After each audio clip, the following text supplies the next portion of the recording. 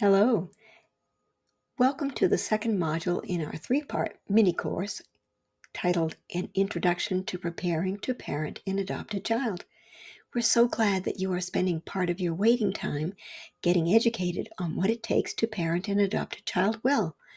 We acknowledge you for investing your time and hearts into learning as much as you can to prepare yourself for the adventure that is adoptive parenting. The professional coaches of Growing Intentional Families Together are pleased to present this course. We know that adoption-attuned parenting grows happier, healthier adoptive families. We developed this material based on the latest research and understanding of adoption, our professional coach training, as well as our lived experience as part of adoptive families, either as adoptive parents, as an adoptee, or as a birth mother. Since we were once where you are now, we can provide you an educated, first-hand perspective. We are so glad that you decided to join us. Hello, it's Coach Gail Swift again, and I'm delighted to welcome you to the second module in our mini course titled An Introduction to Preparing to Parent an Adopted Child. We know that you are eagerly anticipating the arrival of your child, and so the next module will definitely interest you. This module is titled Welcoming Your Little One Home. Let's get started. Picture for a moment the day you will bring your child home. Imagine the unparalleled joy you will feel. You can probably easily see yourself showing him or her off to your delighted family and friends, and you'll feel that urge to love and protect your child with every fiber of your being. Did you also realize that his arrival day will be one of your first opportunities to consider how to attune to your child's needs? With that in mind, let's pause for a moment to consider this homecoming from your new child's point of view and how you will build a reciprocal connection with him right from the start. To him, remember, you will still be a stranger, and your home will be unknown territory. It will take him some time to get used to you, and before he will recognize you as his parent and his source of comfort and safety. One way of helping to accelerate his adjustment is to focus on a process called cocooning together. Make this time for just you, his new parents, and your new child. Concentrate on becoming acquainted and growing the trust and security that will connect you as a family. You can help your child feel secure during and after the transition process by minimizing as many stresses as possible. Be intentional in finding ways to grow his sense of trust in and familiarity with you. Be creative and utilize many ways to weave a web of comfort and familiarity to ease your child's transition into your family. As their comfort level with you grows, their stress levels will decline, and that's a good thing. And remember that try as we might to completely eliminate the pain and grief that all adopted children feel due to their separation from their birth mother and first family, it is not possible. Even infants will grieve. So start this new journey as an adoptive parent with intention, attunement, and empathy. However you decide to welcome your child to your family, building connection is at the core of child-centric adoption-attuned parenting. Here are some questions you can ask yourself as you are preparing to welcome your child to your family. How do you want your child to feel? What do you want his first experiences to be? How will you include extended family without overwhelming your child? What boundaries will you need to put in place? How can you make it the best experience for your child and for yourself?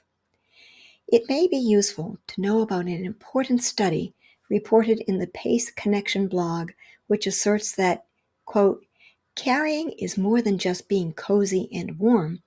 It is also essential to a baby's developing brain.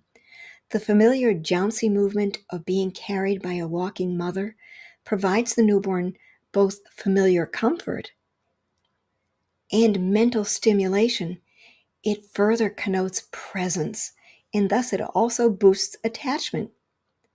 That's good news to prospective adoptive parents and actively parenting adoptive parents. The article also notes that, quote, simply providing a soft carrier to at-risk new moms and telling them to use it daily doubled the rate of secure attachment in their kids.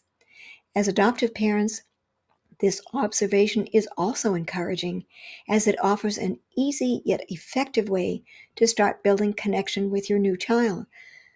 Why not try it? Oh, and remember, both parents can take a turn at baby wearing. In the next slide, we will look at our other ways to augment the attachment process. Another very simple way you can help your child connect to you is by using your child's senses, all 5 of them. Their senses provide powerful channels of communication. Let's look at some ways to use each of your child's 5 senses to help your child adjust to your family. We'll start with touch. Engage in lots and lots of skin-to-skin contact. Both moms and dads can do this.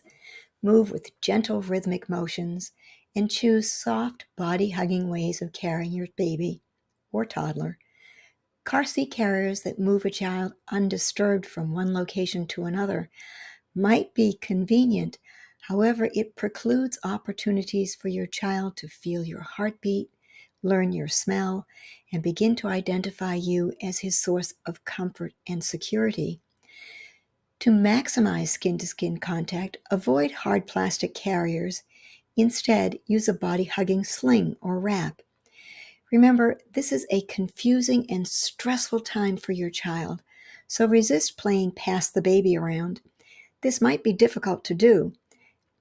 However, this is one of your first ways of being child-centric and prioritizing his needs over yours. The time to show off your baby will come later and will be sweeter for all of you because you waited until your baby could enjoy it. Initially, have just one parent do most of the holding and hands-on care. This speeds up the trust building for the child. Gradually, allow the other adoptive parent to take on more of the physical caring and carrying. We mentioned the importance of cocooning earlier and remind you that it helps reassure your grieving baby while he works through the shock of separation from his birth mother and begins to build a strong attachment to you.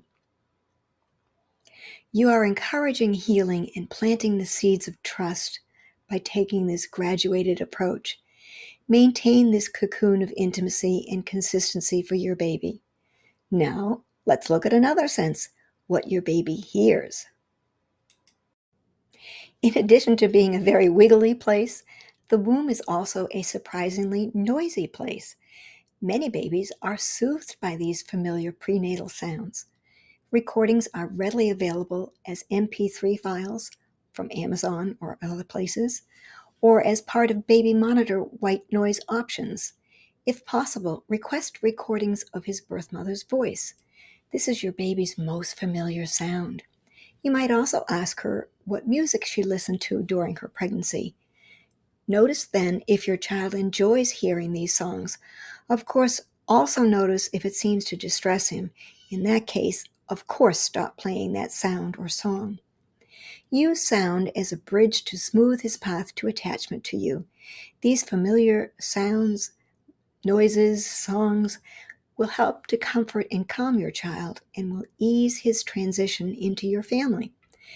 Even if the child you adopt is not an infant, utilize similar strategies to replicate comforting familiar sounds. Always be aware that some sounds from his previous environment may cause distress, so watch for his reaction and adjust the sound input that you choose. Give your child some time, too, to adapt to the sounds of his new environment with you. What your child sees is also important, so let's take a look at the sense of sight next. Take every opportunity to engage attentively with your child's face. Look lovingly into his eyes and enjoy that besotted feeling of being enchanted and delighted with each other.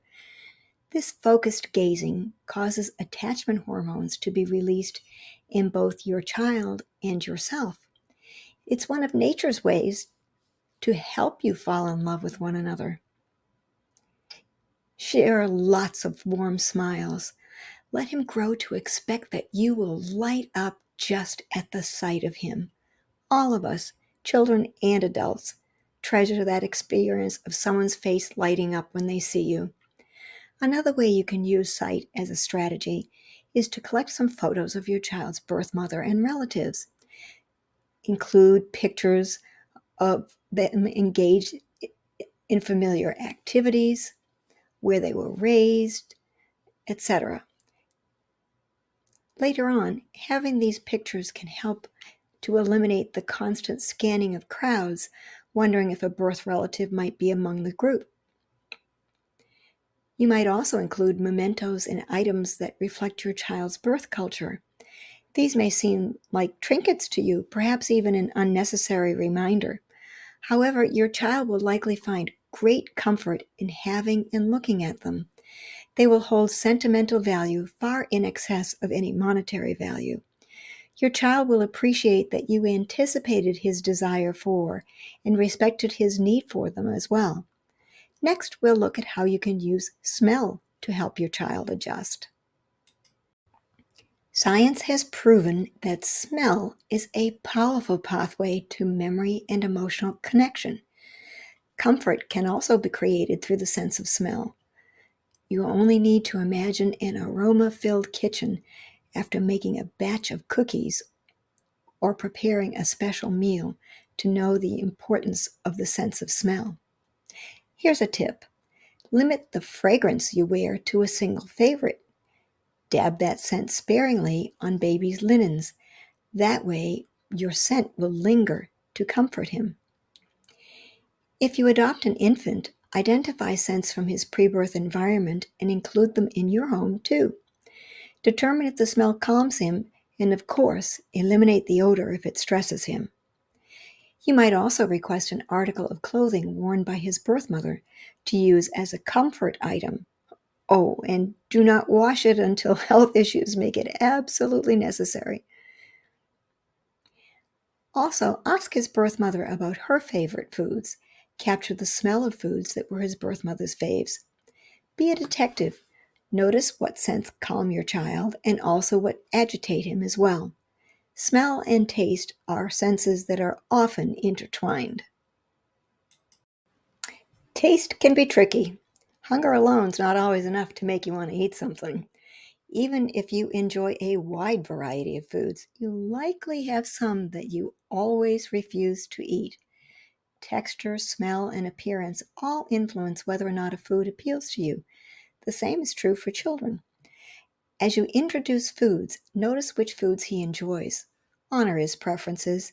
If he rejects a food, don't force it. Try it again another time.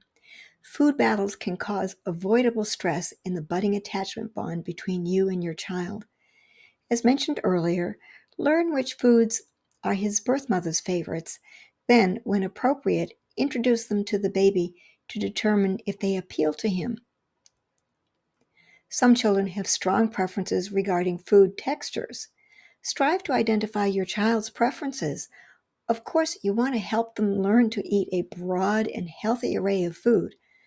However, just like you, babies and children have preferences regarding flavor, texture, and eye appeal. Avoid turning food into a battleground that stresses your budding relationship. Remember, your child's world has been turned upside down, so your consistent and prompt response will teach him or her that you are his safe haven in this tsunami of change. It will also teach him that his voice matters. This is the beginning of the serve and return process. That is how he will become attached to you. He serves a request for care. You respond with an attuned, affectionate, and appropriate response. If you leave him to cry it out, as many people will advise you to do, you interrupt the delicate connection that you are just beginning to build. You do not want him to silence his needs and give up on calling out for your responses. Crying is not the only way that babies and children reveal their emotional thermostats, by the way. Grief in some babies and children looks like silence and disconnection. They may have learned that no one came when they cried, so they stopped crying. Kids who had a previous caretaker who ignored them or responded with anger and rough treatment likely learned to be overly compliant or aloof and silent. As parents, you will need to become skilled at discerning your child's authentic emotional tone and his needs so that you can respond with attunement and empathy. And when your interventions do not work and you're inclined to feel incompetent or rejected, remember that the process of attuning and attaching takes time. It's not a linear process either. Rather, attachment and attunement grows through trial and error. Focus on maximizing the instances where you successfully discern what your child needs. The key is to hang in there until your child learns to trust that you will be there consistently, meeting his needs promptly and with kindness and love. Finally, while not necessarily sensory based, make a concerted effort to gather information because life is unpredictable. You may have a limited window of opportunity to connect with your child's birth mother and first family, so get as much data and mementos from them as you can. Pictures, social histories, and, especially letters.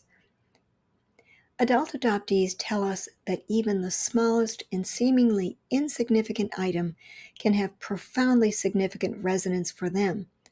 The information and items that you gather preserve their history and demonstrates that you value them because you knew they would value them.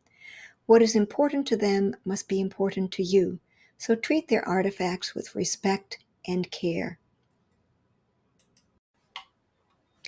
Welcoming a little one home is surely one of life's most joyous events. Yet, as we mentioned several times in this module, adoption also upends your child's life. And as a matter of fact, it also realigns your entire life too. Even though you yearned wholeheartedly for the adoption to happen, it can still be very stressful and disorienting. Just as you apply intention, attunement, and empathy to your child, you can apply that to yourselves as well as you develop and grow this new relationship with your child. It's not always easy to cope with the demands of a child 24/7. Some ways to reduce stressful feelings include taking a moment to unwind, speaking with a friend or your partner about how you're feeling, slowing down, which can simply mean taking a moment to close your eyes, to think of a pleasant memory, and interacting with others when you're able. Asking for assistance and accepting some help is also very okay. Remember, there's no such thing as a perfect parent.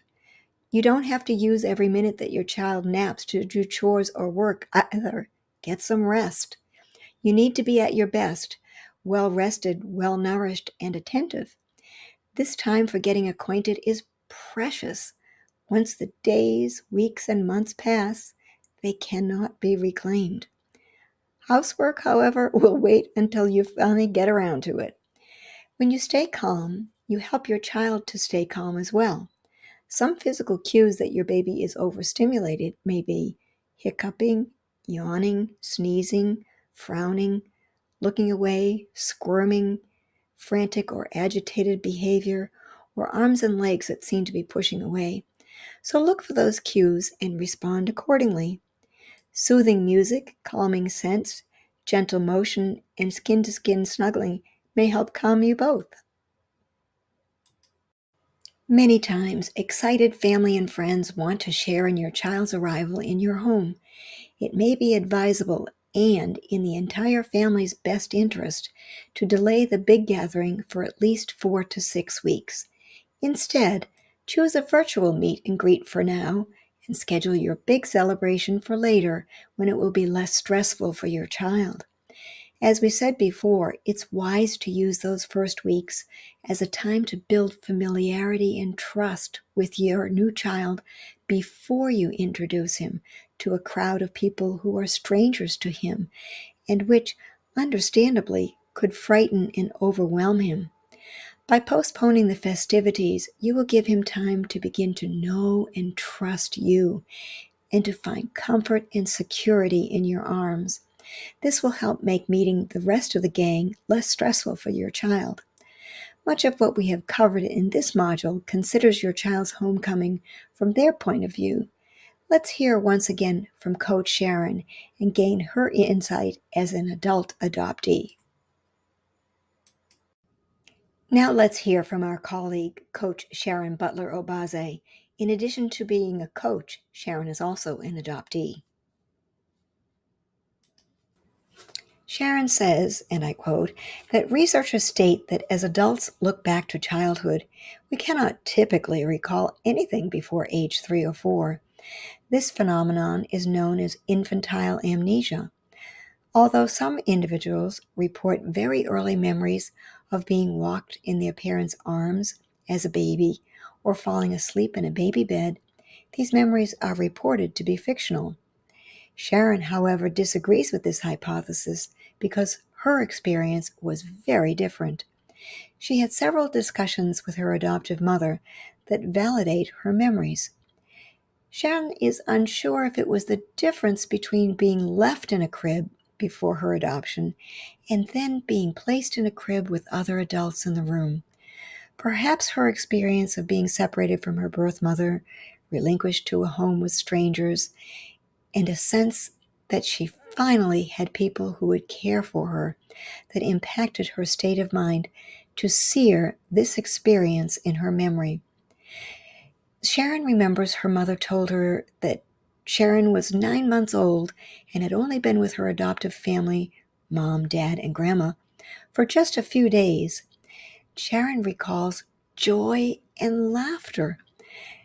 Sharon says she watched her parents laugh in their bed as they told her to lie down.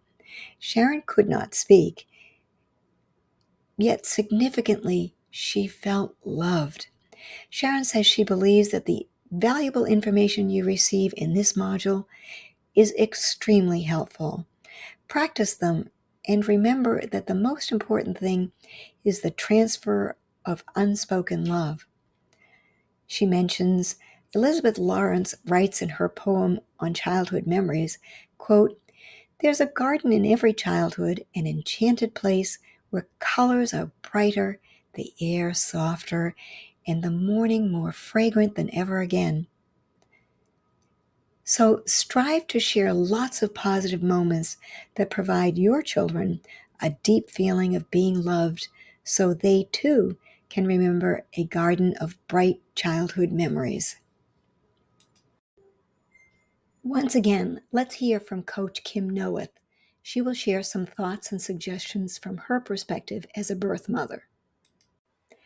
Kim says that in her experience supporting over 3,000 birth mothers, quote, she has witnessed various ways to ease the transition from birth mom to adoptive family, ultimately reducing stress for the child. These gestures can originate from either the adoptive family or the birth mother, with the birth mother often preferring the adoptive parents to take the lead to avoid overstepping boundaries. These actions range from providing breast milk for the child to crafting a special blanket or stuffed animal using her own clothing, as well as recording her voice and laughter. In one instance, a family even dedicated an entire wall in the child's nursery for the birth mother to decorate in her style. These selfless and egoless choices play a crucial role in regulating the child's nervous system during the early weeks and months, making a profound impact on their well-being. These choices also give a birth mother comfort as she moves forward in her life, knowing she's not forgotten and that her role is important. Close quote. Now, Kim placed her child in the days of closed adoptions when she was not able to contribute in these ways, and she still feels that loss to this day and knows that her son does too. So why not look for ways to ease your child's transition into your family and also help to support his birth mother as well? Enjoy the journey. Adoption is a complex, beautiful way to build a family. For additional information on the topics mentioned in this module, please follow these links. We invite you to reach out for individual coaching. If you want someone to walk along with you through the steps of the adoption process, or if you want to learn in greater detail how you can best prepare for adoptive parenting, or if you are already parenting and think you would benefit from personalized support, reach out and call us. This course was created by Growing Intentional Families Together, LLC. The information provided is not intended as medical, therapeutic, or legal advice. This presentation may not be shared or broadcasted without written permission. Address inquiries to us at adoptioncoach@giftfamilyservices.com. Thank you for listening. This course was created by Growing Intentional Families Together, LLC, and may not be shared or broadcasted without written permission. Address inquiries to us at giftcoach@giftfamilyservices.com. Thank you very much.